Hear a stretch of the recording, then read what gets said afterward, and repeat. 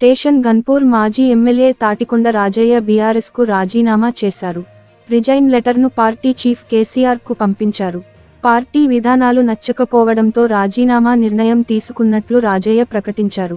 త్వరలో ఆయన కాంగ్రెస్లో చేరనున్నట్లు తెలుస్తోంది.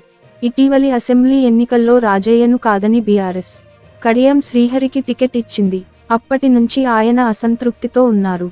నేను ఈరోజు అసంతృప్తి గురై ఒక పార్టీకి రాజీనామా చేసే స్థాయికి వచ్చిందంటే దాని ఎంత అసంతృప్తి ఉందో నాకు తెలుస్తుంది. ఎటువంటి లోపాలు ఎక్కువ? నేనైతే తెలంగాణ రాష్ట్ర సాధన కోసం అధికార కాంగ్రెస్ పార్టీ ఎమ్మెల్యే పదవులు పెట్టించినప్పుడు సచివరకు ఎమ్మెల్యే టికెట్ నాకే ఇవ్వాలి.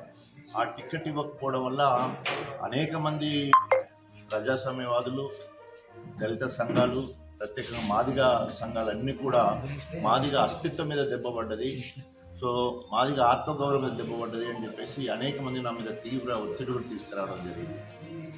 ఆ సందర్భంగా నిజంగా ఈరోజు మాదిగ సామాజిక వర్గానికి నేను క్షమాపణలు కూడా చెప్పుకుంటున్నా. ఎందుకంటే ఆనాడు తెలంగాణ రాష్ట్ర సాధన కోసం రాజీనామా చేసినప్పుడు అదే సామాజిక వర్గం నన్ను గొప్పగా చెప్పుకున్నది. సో అదేవిధంగా ఎప్పుడైతే నా వ్యక్తిత్వం మీద లేదా